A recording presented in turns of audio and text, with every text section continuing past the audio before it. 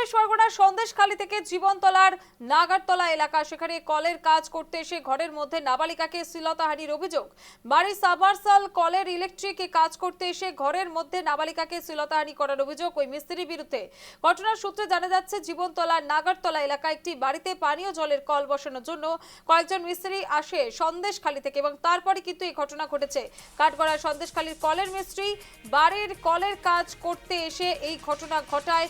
সন্দেশখালী থেকে জীবনতলায় নাগারতলা এলাকায় কলের কাজ করতে এসে ঘরের মধ্যে নাবালিকাকে শ্লীলতাহানির অভিযোগ উঠছে। বাড়ির সাবমার্সাল কলের ইলেকট্রিক কাজ করতে এসে ঘরের মধ্যে এক নাবালিকাকে শ্লীলতাহানি করার অভিযোগ ওই মিস্ত্রির বিরুদ্ধে। ঘটনার সূত্রে জানা যাচ্ছে, জীবনতলার নাগারতলা এলাকায় একটি পানীয় জলের কল রয়েছে বাড়িতে, সেখানে সেটি বসানোর জন্য কয়েকজন মিস্ত্রি আসেন সন্দেশখালী থেকে, এবং তারপরে এই ঘটনা ঘটে।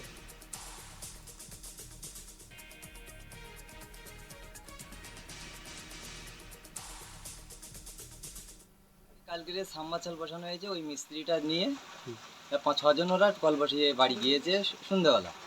আর ওই যে মোটরের যে লাইনটা দেওয়া হয় না, ওইটা কারেন্ট ছিল না, ঝড় বৃষ্টি হচ্ছিল, আর কালকে দেওয়া হয়নি।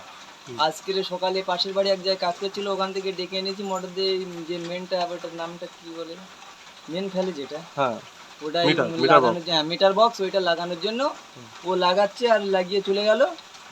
আমাদের বলছে ওই জায়গায় যে পাইপটা বসানো আছে, গাড্ডার ভিতরে গর্ত খোঁড়া আছে, মাটি ভর্তি করে দাও, আমি লাইনটা দিচ্ছি। আমি আমার স্ত্রী মাটিটা ভর্তি করছি, আর আমার মা ওই পাশে দাঁড়িয়ে দেখছে টাইট করে দেওয়ার জন্য। এবার যে দিচ্ছি, আর আমার মেয়ের দিক থেকে হাঁক দিয়েছে বাবারে, আর আমি ওখান থেকে উত্তর দিয়েছি, ওই প্রতিদিন এরকম ডাকে বাবাকে বলে ডাক দিয়েছে। তারপরে বলি কি, তারপর দেখলাম ছেলেটা মিটারের ধারে চলে আসলো। তারপরে আমরা কাজ করে ও লাইনটা দিয়ে চলে গেল। আমি মেয়ের কাছে শুনলাম, তা মেয়ে বললে এই ব্যাপার, বাবা আমাকে গা হাত পা হাত দিয়েছে, আমার গা করেছে, আমার কিস খেতে চাচ্ছে, এইসব সমস্ত কথা বললো। এবার তারপরে আমি ওকে, ওর মালিককে ফোন করলাম, মালিক আসা বললো আমি আধা ঘন্টার ভিতরে আছি, তাও ওখানে 2 ঘন্টা 2.5 ঘন্টা হয়ে গেছে আসেনি, এই বললো। একটা মিস্ত্রি এসে মিটার এখানে কাজ করছিল, আমি চেয়ারে এখানে বসেছিলাম। তারপরে ওইতে ঘরে ঢুকে, হঠাৎ করে ঘরে ঢুকে এসে বলে কি তুমি আমার সাথে প্রেম করবে। আমি তখন কিছু বলিনি।